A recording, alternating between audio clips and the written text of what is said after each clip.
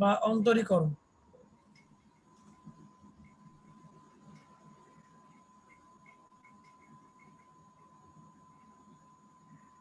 অন্তরীকরণের সাথে লিমিটের সম্পর্কটা খুব আন্তরিক সম্পর্ক, যার কারণে লিমিট না জানলে ডিফারেন্সিয়েশন করতে পারবা না, এই জন্য লিমিটটা তোমাদের আগে আলোচনা করা হয়েছে।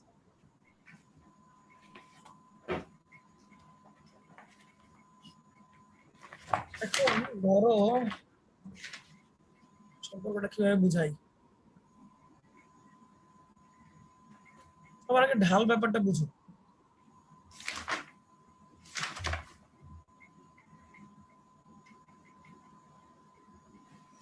ঢাল ব্যাপারটা হচ্ছে এরকম যে ধরো এই যদি একটা রেখা হয়,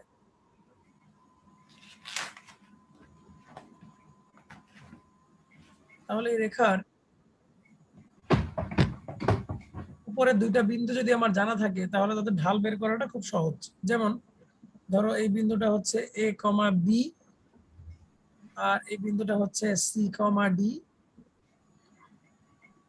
তাহলে আমরা যদি এখানে একটা ত্রিভুজ কল্পনা করি,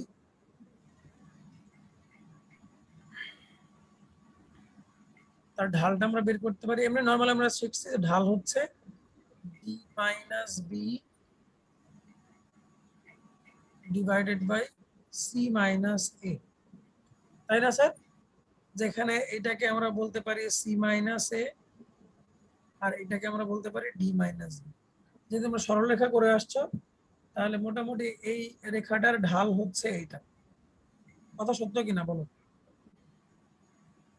জি ভাইয়া। একটু রেসপন্স করো ঘন ঘন, কারণ আজকের ক্লাসটা বেশি ইম্পর্টেন্ট। এগুলা মানে তোমরা যদি অন্তরীকরণের সাথে ডিফারেন্সিয়েশনটা একবার রিলেট করতে পারো তাহলে আর ঝামেলা হবে না। কিন্তু এটা তো গেল একটা সরল রেখার ঢাল, এবং সরল রেখার ঢালটা আমরা জানি যে প্রত্যেকটা বিন্দুতে ঢাল একই রকম হবে, তাই না? কারণ এই সরল রেখাটা এক্স অক্ষের সাথে যে কোণটা করছে সেটা প্রত্যেকটা বিন্দু আমরা যদি কনসিডার করি সেম ঢাল হবে। তো বক্ররেখার ক্ষেত্রে ঢালটা কিন্তু সবসময় সমান হয় না। অর্থাৎ আচ্ছা, আমি যেটা বলছিলাম যে এই d minus b divide by c minus a করে যদি মানটা আসে হাফ, তার মানে এখন তুমি চিন্তা করো এই বক্ররেখার উপর যদি অন্য দুইটা বিন্দু চিন্তা করো তোমরা এবং সেটা দিয়ে ঢাল বের করো, তাহলে সেই ঢালটা কি হাফই আসবে না অন্য কিছু আসবে? হাফই আসবে। হাফই আসবে। অর্থাৎ তোমরা এর উপরে আর যত বিন্দু নাও না কেন একই ঢাল আসবে। কিন্তু বক্ররেখার ক্ষেত্রে কথাটা সত্য না। একটা বক্ররেখা আঁকি আমরা।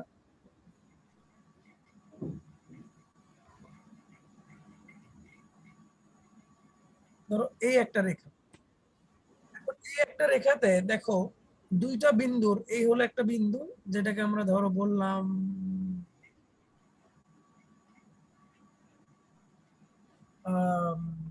আচ্ছা ধরো এই বিন্দুটাকে আমরা বললাম এক্স, আর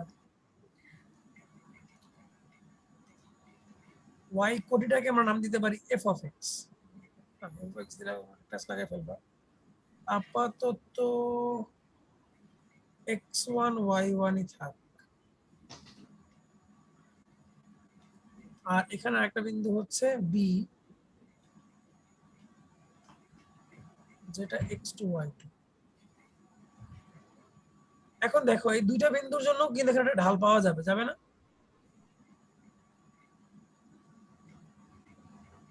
সেই ঢালটা আসলে কার? সেই ঢালটা হচ্ছে এখানে যদি একটা সরলরেখা কল্পনা করা হয় তাহলে সেই সরলরেখার ঢাল।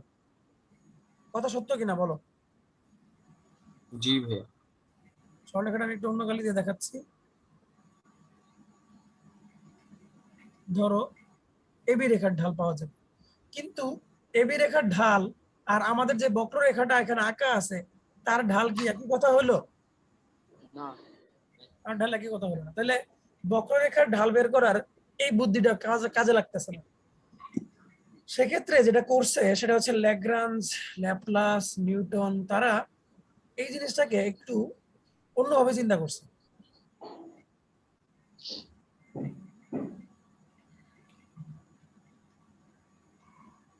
ধরো আনাস আছো নাকি? আনাস, জি ভাইয়া।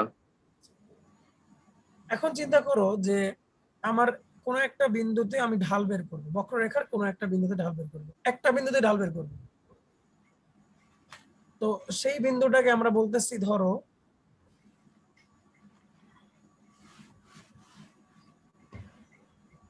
এক্স কমা ওয়াই, এক্স কমা ওয়াই, বা আমি যদি এফ অফ এক্স লিখি তোমরা বুঝবা। ধরো এই বক্ররেখাটার প্রত্যেকটা রেখার তো একটা সমীকরণ হবে, তাই না? ধরো এই বক্ররেখার সমীকরণটা হচ্ছে এফ অফ এক্স, বক্ররেখার সমীকরণটা হচ্ছে এফ অফ এক্স। তাহলে বক্ররেখার উপরে কোনো বিন্দু যদি এক্স হয়, তাহলে সেই বিন্দুর কোডে কি x comma F of x হবে না? এই ব্যাপারটা তোমরা বুঝো কিনা আমাকে একটু বলো তো। রেসপন্স করো, রেসপন্স। ভাই আরেকবার বলবেন? হ্যাঁ, আরেকবার বলো। এই বক্ররেখাটা যদি এফ অফ এক্স হয়, তার মানে কি এফ অফ এক্স মানে কি, যে এখানে আমি যতগুলো বিন্দু নিব, ধরো এটার মান যদি হয় 2 3 4 5 6, তাহলে সেই 2 এর জন্য বক্ররেখার উপর একটা বিন্দু বের হবে না? 3 এর জন্য একটা বের হবে, 4 এর জন্য একটা বের হবে, 5 এর জন্য একটা বের বের হবে। হবে। তো এখানে যে মানগুলো বের হচ্ছে, সেই প্রত্যেকটাকে কি আমরা এফ অফ এক্স বলতে পারি না? এইদিকে মানে নরমালি আমরা গ্রাফটা কিভাবে আঁকি, এইদিকে আমরা এক্স কে বসাই দেই আর এইদিকে আমরা ওয়াই কে বসাই দেই। তো ওয়াই মানেই তো এফ অফ এক্স, তাই না? জি ভাইয়া। যে কোনো রেখা বা বক্ররেখাকে আমরা ধরলাম যে এটা হচ্ছে এফ অফ এক্স নামে একটা রেখা। আচ্ছা, যদি ব্যাপারটা জটিল হয়ে যায় আর একটু সহজ করে দেই। এফ অফ এক্স এর কথা না হয় বাদই দাও, আগে আমরা আমাদের আলোচনায় যাই, ওটা আমরা পরেও দেখাতে পারবো।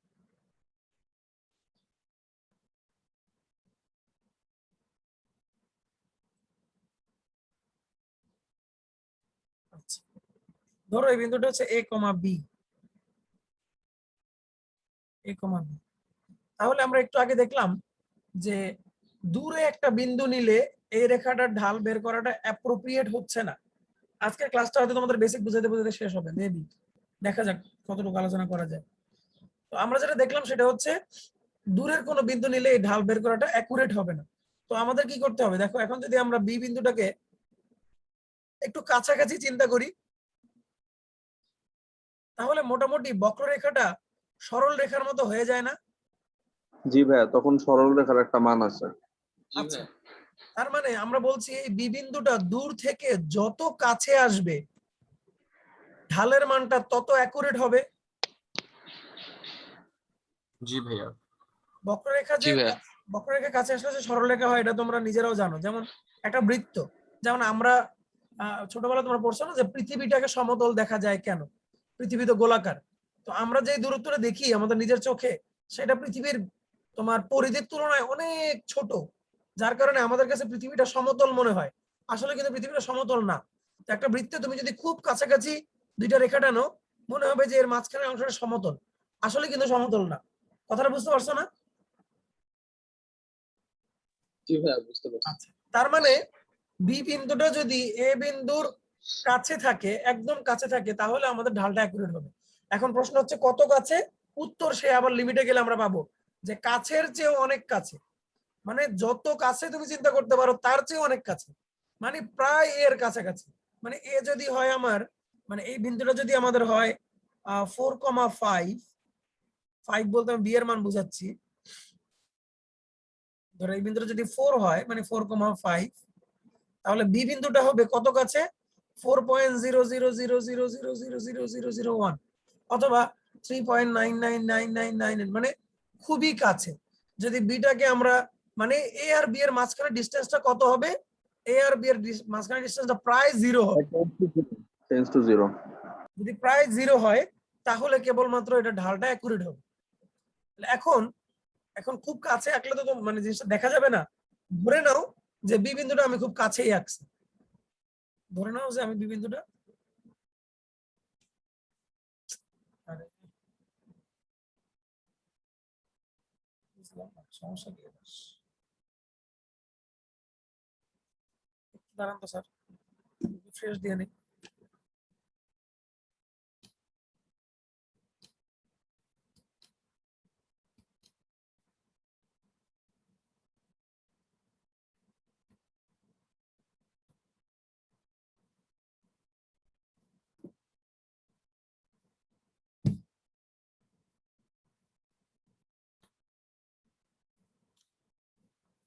কে বারবার ঢুকতেছে বের হইতেছে, কে এই মহাশয় কে?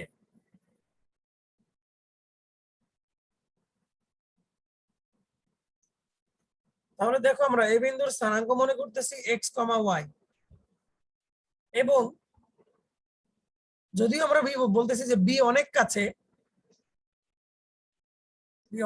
কিন্তু যদি অনেক কাছে আঁকি তাহলে জিনিসটা আঁকাটা অ্যাকুরেট হবে না। এজন্য আমরা সুবিধার জন্য একটু দূরেই আঁকছি, কিন্তু ধরে নাও বি হচ্ছে অনেক কাছে, এবং বি বিন্দুটা কত কাছে? বি বিন্দুটা হচ্ছে x প্লাস ডেল্টা এক্স কমা y প্লাস ডেল্টা ওয়াই, এই দূরত্বে আছে বি বিন্দুটা। উপরে আঁকি,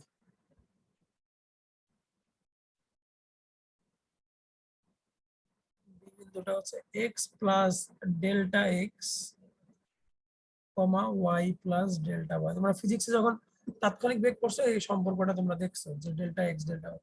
এখানে ডেল্টা এক্সটা কত? ডেল্টা এক্সটা অনেক অনেক অনেক অনেক ছোট, ঠিক আছে? ডেল্টা এক্সটা হচ্ছে অনেক অনেক ছোট, আর এখানে আমরা এটা y প্লাস ডেল্টা ওয়াই বলতে পারি। হ্যাঁ, এখন দেখো আমরা বলতেছি যে এখন এই রেখাটার ঢাল, এই বক্ররেখার ঢাল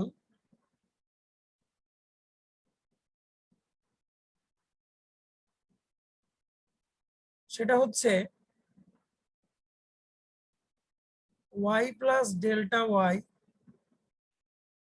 minus y divided by x plus delta x minus x.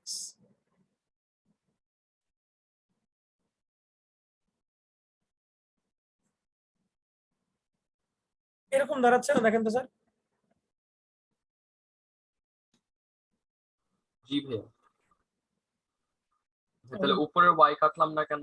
উপরটা কাটলাম না কেন, এটাই তো কথা। উপরটা কাটলাম, উপরটা কাট, তাহলে এখানে আসতেছে delta y divided by delta x.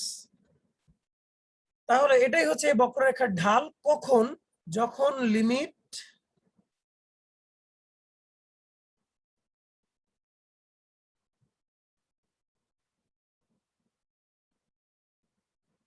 শুরুতে লেখা উচিত ছিল, যখন limit delta x tends to zero.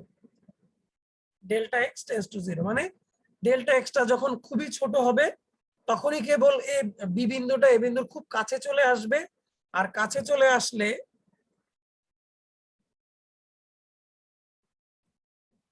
আমাদের অ্যাকুরেট ঢালটা বের হবে, এন্ড সেই ঢালটার মান হচ্ছে limit delta x tends to zero dy by d, sorry delta y by delta x. এইটাকে ক্যালকুলাসের ভাষায় বলা হয় ডিওয়াই বাই ডিএক্স।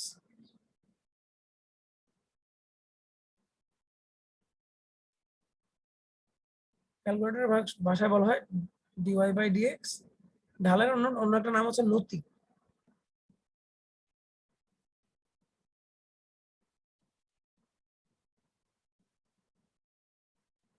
নতি বানান কি রসিকার না দীর্ঘিকার? রসিকারই মনে হয়। তাহলে এই হচ্ছে ডিওয়াই বাই ডিএক্স, যেটা হচ্ছে ডিফারেন্সিয়েশন বা অন্তরীকরণের অপারেটর, যেখানে ডিডিএক্স কে বলা হয় অন্তরীকরণের অপারেটর।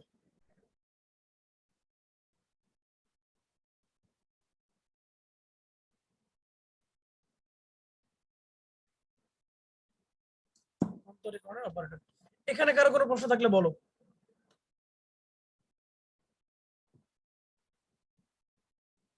বলো। এখানে যদি কারো কোনো প্রশ্ন থাকে বলো।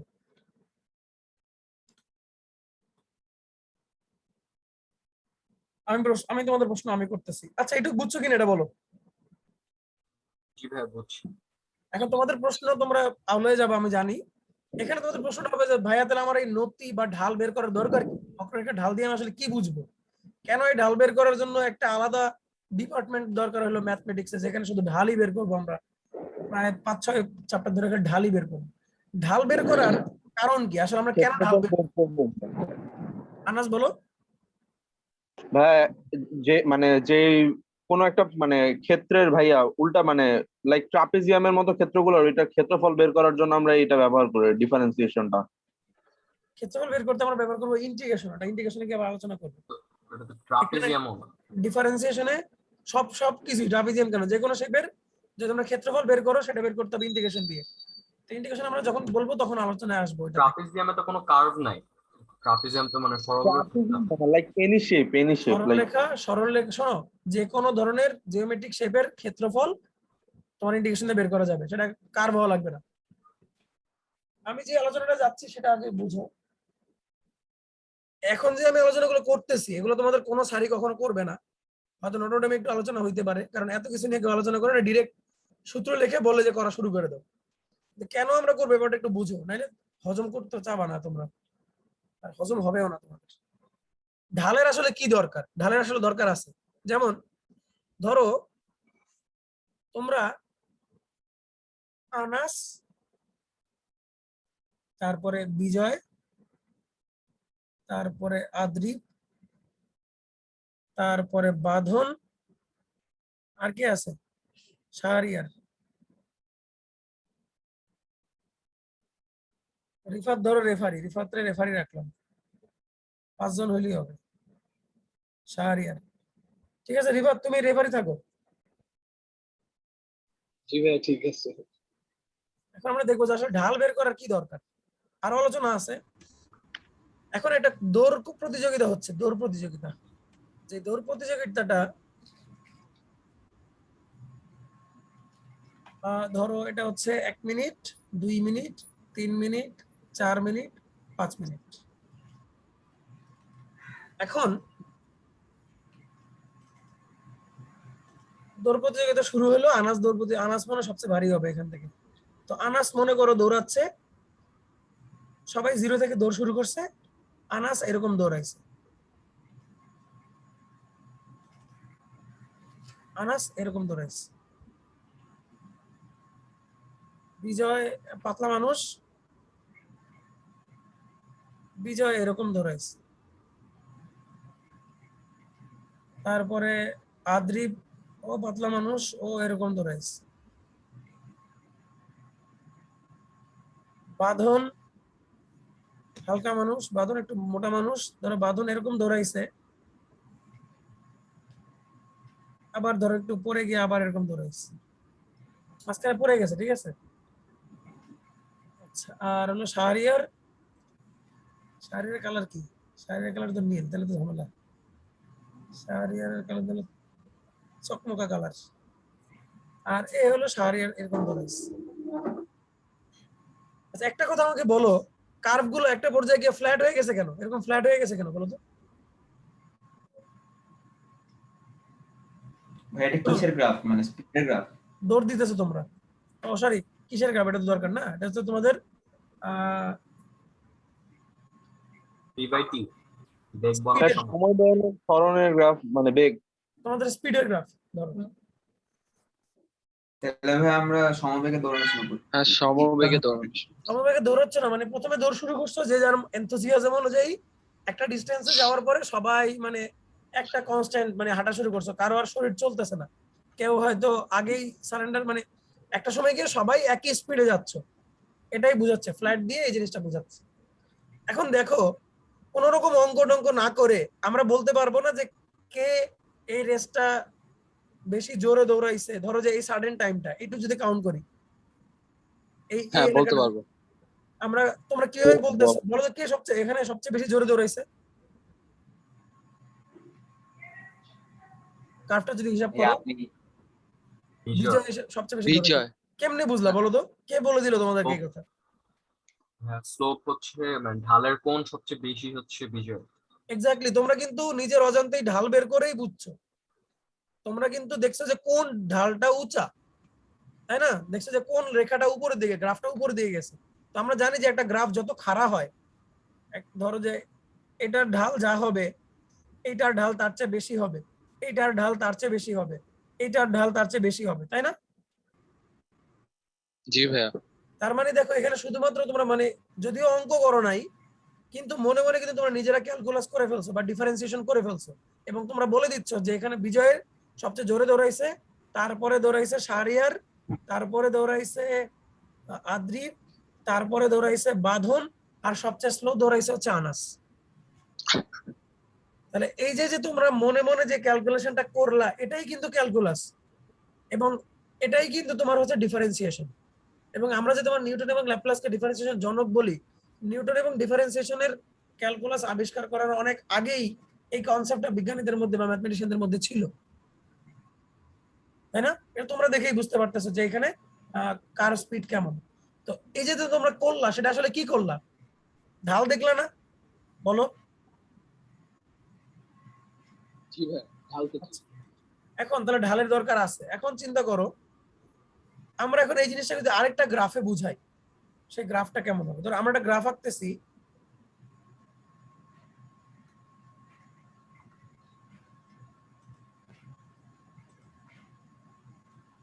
এই গ্রাফটা হচ্ছে, আগেটা ছিল টাইম ভার্সেস স্পিড, আর এখন হচ্ছে টাইম ভার্সেস, আমরা কি বলবো, যে ডিস্টেন্স। স্পিডের rate, speed rate of speed, যেটাকে তোমরা অ্যাক্সিলারেশন বলো বা ত্বরণ বলো, তাই না? ত্বরণ বলো না? ত্বরণ বলো না? বলো। জি জি ভাইয়া। ভাইয়া। জি ভাই, আচ্ছা, ত্বরণই বলি। এখন দেখো তো, আমরা যদি এদের এই 5 জনের এক্সিলারেশন একটা গ্রাফ বের করি, সেটা অঙ্ক টঙ্ক করবো না, কিছুই করবো না। প্রথমে আসো, লাল কালি হচ্ছে বিজয় ছিল। বিজয় দেখো শুরুর দিকে ওর স্পিড অনেক উপরে, হাই ছিল। তার মানে আমরা বলতে পারি কি, যে স্পিডটা উপর থেকে নিচের দিকে আস্তে আস্তে নামছে না, ওর স্পিডটা একটা সময় গিয়ে ফ্ল্যাট হয়ে গেছে। বিজয়ের স্পিডটা কি আস্তে আস্তে কমছে না? দেখো, যাইতে যাইতে যাইতে যাইতে একটা সময় বেশি ছিল, বেশি থেকে একটা সময় গিয়ে কমছে, এই যে কমছে না? জি ভাই, এরপরে আসো, চিকমিক কার ছিল? শাহরিয়ার। শাহরিয়ার কি করছে? ওর স্পিডটা শুরু থেকে আরেকটু কম ছিল, একই স্পিড থেকে সবাই শুরু করছে, ওরটাও কি আস্তে আস্তে কমে এরকম আসছে, এরকম ফ্ল্যাট চলে গেছে। তারপরে হচ্ছে আদ্রিব, আদ্রিবের স্পিড আরেকটু কম, সেটা এরকম চলে গেছে। তারপরে হচ্ছে বাঁধন, তার স্পিডটা আরেকটু কম, এভাবে চলে গেছে। এবং সবার যে কম ছিল আনাস, সেই স্পিডটা আরো কম, এভাবে চলে গেছে। তাহলে এই যে গ্রাফটা তুমি আঁকলা, এই গ্রাফটাকে আমরা বলতে পারি উপরোক্ত গ্রাফের ফার্স্ট ডেরিভেটিভ বা প্রথম অন্তরজ, প্রথম অন্তরজ, বা ইংলিশে যেটাকে বলে ফার্স্ট ডেরিভেটিভ।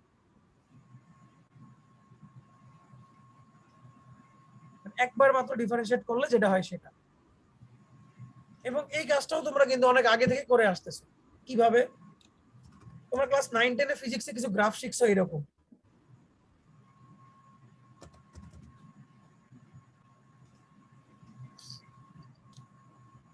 নাইন টেনে তোমাদের খুব পপুলার একটা ম্যাথ ছিল ফিজিক্সে, এরকম দেওয়া থাকতো, এরপরে বলতো যে এবি অংশের ত্বরণ বের করো, মনে আছে? জি ভাইয়া। জি ভাই, জি তো ভাই। তোমরা আসলে এবি অংশের কি বের করতা? তোমরা দেখতা যে, ঢাল বের করতে। হ্যাঁ, তোমরা কিন্তু ঢালই বের করতা, কারণ তোমরা দেখতে যে বি তে স্পিডটা কত। তোমরা হয়তো দেখতে যে এখানে স্পিড হচ্ছে 60 কিলোমিটার পার আওয়ার, আর এখানে হচ্ছে 0 কিলোমিটার পার আওয়ার, আর এইটা ধরো ঘন্টা, মাঝখানে সময় গেছে ধরো 15 ঘন্টা, বা মাঝখানে সময় গেছে ধরো 5 ঘন্টা, 5 আওয়ার। তখন তোমরা কি করতে? লিখতে যে এবি অংশের ত্বরণ এ এবি ইকুয়াল টু হচ্ছে 60 বিয়োগ 0 নিচে 5 বিয়োগ 0, তার মানে 60/5, তার মানে হচ্ছে 12 কিলোমিটার পার আওয়ার স্কয়ার। এরকম করছো না তোমরা? এই যে জি ভাই, জিনিসটা করছো, এটাকে আমরা বলতেছি যে ডিভি বাই ডি। অঙ্কটা ভাইয়া এইভাবে করিনি।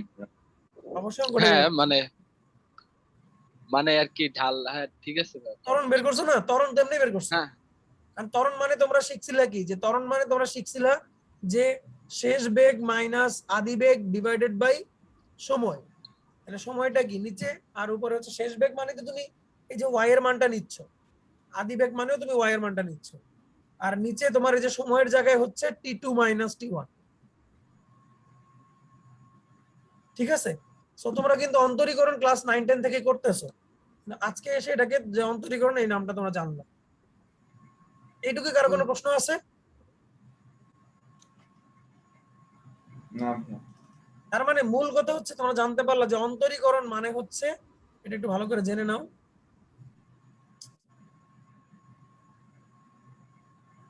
অন্তরীকরণ মানে হচ্ছে ঢাল বা নতি। আমি অন্তরীকরণের মূল বিষয়টাতে একটু পরে ঢুকবো, আমি ব্যাপারটা আরেকটু এক্সপ্লেইন করব। তোমরা ইতিমধ্যে হয়তো ফিজিক্সে ডিফারেন্সিয়েশন করা শুরু করছো, তো তোমরা কি আমাকে কেউ বলতে পারো যে ddx অফ এক্স স্কয়ার এটা কি হবে? 2x 2x, exactly. ddx of x square equal to 2x। কখনো ফিজিক্স পড়তে গিয়ে মনে হয়েছে যে ddx of x square 2x ই কেন হইলো, অন্য কিছু কেন হইলো না? তাহলে এখন আমরা দেখো চিন্তা করতেছি যে ddx অফ x স্কয়ার মানে হচ্ছে x স্কয়ার যে রেখাটা, মানে y equal to x square যে রেখাটা, সেই রেখাটার ঢাল হচ্ছে 2x। এই কথার মানে এটা না? হ্যাঁ জি ভাইয়া, এটাই তো। হ্যাঁ ভাইয়া। তোমরা কি জানো y equal to x square রেখাটা কেমন হবে? জি ভাইয়া। বলো তো। মূল বিন্দু দিয়ে একটা প্যারাবোলা টাইপ যাবে। এরকম যাবে, এরকম। হ্যাঁ এটা হচ্ছে y equal to x square রেখা। এখন আমরা একটু দেখি যে ভাইয়া ওটা তো ওই পাশেও হবে একটা। হ্যাঁ ওই পাশেও একটা হবে, আমরা ওই পাশটা বাদ দিলাম, ধরো একটা পাশ নিয়ে কথা বলছি আর কি। ধরো আমরা এখানে দুইটা বিন্দু নেই, একটা বিন্দু হচ্ছে এই যে, এখন তোমরা ওই যে f of x লেখার ব্যাপারটা বুঝতে পারবা। এই বিন্দুটা হচ্ছে 3, কমা কত লিখবো স্যার?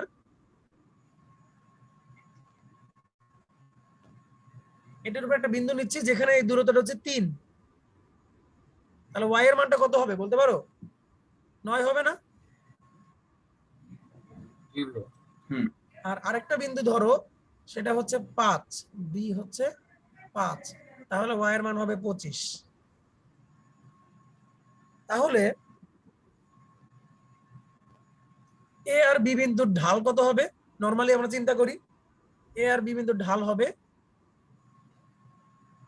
25 মাইনাস 5। একটু কেউ ক্যালকুলেটর হাতে নাও তো।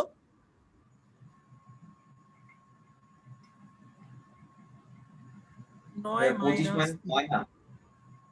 Sorry 25 minus 9, sorry sir, 25 minus 9 আর এদিকে হচ্ছে 5 বিয়োগ 3, তাহলে এখানে হচ্ছে 16/2 মানে হচ্ছে 8। আচ্ছা এবার আমরা বিন্দুটাকে আর একটু কাছে নিয়ে আসি। ধরো 4 কমা কত হয় 16 না, 4 কমা 16 তে নিয়ে আসি, তাহলে হচ্ছে তোমার 16 বিয়োগ 9 আর নিচে আবার 4 বিয়োগ 3, তাহলে হচ্ছে কত স্যার? 7। 7। আচ্ছা দেখো ঢাল কিন্তু ভিন্ন ভিন্ন আসতেছে তাই না? তাহলে এইভাবে কিন্তু ঢাল বের করাটা যে অ্যাকুরেট না, এটা কিন্তু আরেকটা প্রমাণ যে ভিন্ন ভিন্ন ঢাল আসতেছে, এটা কোনো কথা? ঢাল কেন ভিন্ন ভিন্ন আসতেছে? কারণ বক্ররেখাটার বিন্দুগুলো কিন্তু অনেক দূরে দূরে। এখন এটা কাজ করো, তুমি এমন দুইটা বিন্দু নাও, একটা বিন্দু হচ্ছে 3,9, একটা বিন্দু হচ্ছে 3.001, আর এটাকে স্কয়ার করেন তো স্যার কত আসে? 3,001 কে স্কয়ার করেন 9.006। 9.006। এখানে ঢালটা বের করেন তো। ঢাল বের করলে হচ্ছে 9.006 minus 9, 3.001 minus 3, 0.006 divided by 0.001। Sir 6 হয় কি? জি ভাইয়া। আচ্ছা তাহলে আমরা আরেকটু কাছাকাছি যাই, আমরা ধরেন 3.002 নেই, এটাকে স্কোয়ার করেন তো কত আসে?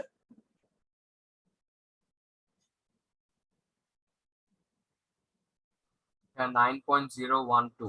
9.012। তাহলে যদি ঢাল বের করি তাহলে দেখেন আসতেছে 9.012 মাইনাস 9। আমরা কিন্তু এটাকে ইনিশিয়াল পয়েন্ট ধরতেছি। আর নিচে হচ্ছে 3.002 মাইনাস 3। এটার মানটা একটু বলেন তো স্যার কত আসে?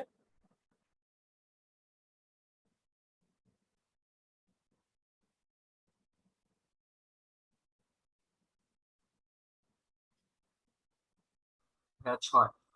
প্রায় 6 আসে। তাহলে দেখেন আমরা যখন বি বিন্দুটাকে এ বিন্দুর অনেক কাছাকাছি মনে করতেছি তখন কিন্তু অ্যাকুরেট ঢাল পাওয়া যাচ্ছে, যাচ্ছে না? যাচ্ছে কিনা বলেন। জি ভাইয়া, জি ভাইয়া। এখন দেখেন আমরা যে কোনো একটা ঢালকে এখানে একটু এক্সপান্ড করি। আমরা লিখি যে ঢালটা হচ্ছে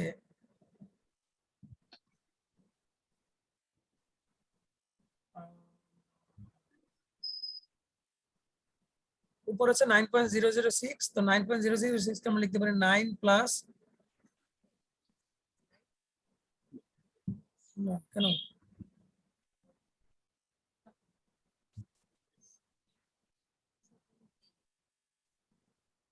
9 প্লাস 006 মাইনাস 9 নিচে হচ্ছে plus 001 sorry 0.9 plus 0.006 minus 9 3 plus 0.00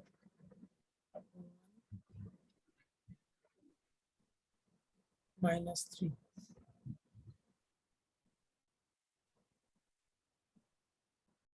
আচ্ছা, এখন একটু আপনারা দেখেন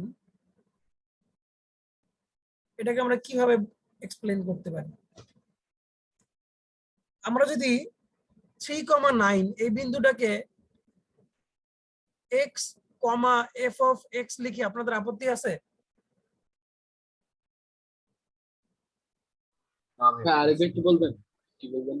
মানে 3,9 কে f of x লিখতে চাচ্ছি, অসুবিধা আছে কিনা বলো? না না ভাই। লিখতে পারি। তাহলে এই মানটা এখানে বসান। তাহলে এখানে আসতেছে তাহলে নিচের আচ্ছা, আর তাহলে আমরা এইটাকে এটা পূর্ণকালী দিই।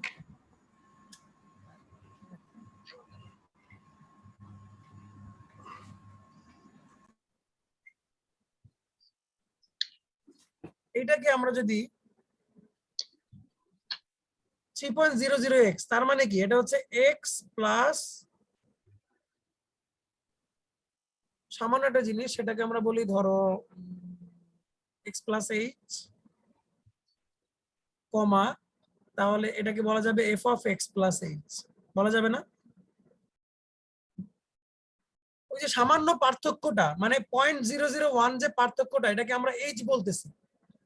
মানে এই যে তোমার a থেকে b এর যে ডিসটেন্সটা, এই যে ছোট্ট পার্থক্যটা যেটা আমরা অনেক বড় দেখতেছি বাট এটা এত বড় না, এটা অনেক অনেক অনেক অনেক ছোট, সেটাকে আমরা h নাম দিছি।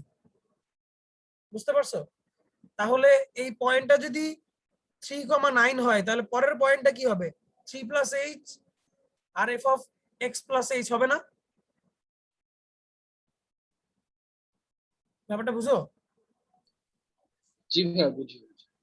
তাহলে এখন এই মানগুলো উপরে বসাও তো। উপরে বসালে তুমি পাচ্ছ এটাকে আমরা লিখতে পারি f of x plus h minus এটাকে আমরা বলতে পারি f of x, আর নিচে হচ্ছে x plus h minus x, তার মানে f of x plus h minus f of x divided by h। এটা ক্লিয়ার কিনা বলো? যে এই রেখাটার ঢালের সূত্র হচ্ছে এটা, আমাদের এই রেখাটার ঢালের সূত্রটা হচ্ছে এটা। এই কথাটা সত্য কিনা বলো? এখানে x যে কোনো বিন্দু হোক, x 3,9 হোক বা অন্য যে কোনো বিন্দু হোক, এই রেখাটার ঢালের সূত্র এটা কিনা? জি ভাই এটাই। কিন্তু এই ঢালটা অ্যাকুরেট হবে কখন? এই ঢালটা অ্যাকুরেট হবে কখন বলো? এই যখন ঢালটা কি এইচ এর accurate? মান অনেক কম। যখন এইচ এর মান একদম জিরোর কাছাকাছি, তখন এইটা তোমার অ্যাকুরেট ঢাল হবে। এন্ড সেটাকে আমরা বলতেছি ডিডিএক্স অফ ফাংশন এক্স। এটাকে বলা হয় অন্তরীকরণের মূল নিয়ম বা ফার্স্ট প্রিন্সিপাল অফ ডিফারেন্সিয়েশন। আমাদের বইতে আছে দেখবা যে ফার্স্ট প্রিন্সিপাল অফ ডিফারেন্সিয়েশন যেটা আমাদের বলছে, কি বলছে এটা খেয়াল করো, যেটা বলছে এফ অফ এক্স এর ঢাল, এফ অফ এক্স এর ঢাল হচ্ছে এটা, ঠিক আছে? ডিডিএক্স বোঝাচ্ছে ddx of F of x, তার মানে ধরো ডিডিএক্স অফ রিফাত, এটা মানে হচ্ছে রিফাতের ঢাল। রিফাতের ঢাল কত? রিফাতের ঢাল হচ্ছে এটা, তার সাংখ্যিক মান হচ্ছে এটা। তাহলে এবার লিমিটের সাথে ডিফারেন্সিয়েশন সম্পর্কটা বুঝছো? জি ভাই বুঝতে পারছি। কেটে গেলে আবার জয়েন করো। আচ্ছা, এখন এটা আসলে এটার জন্য কাজ করে কিনা, যেটার জন্য এই আলোচনা শুরু করছিলাম, যে ddx of 2x x square 2x কেমনে হলো সেটা একটু আমরা খেয়াল করি। দেখো এখানে দেখো তোমরা যে মানগুলো আসছে, এই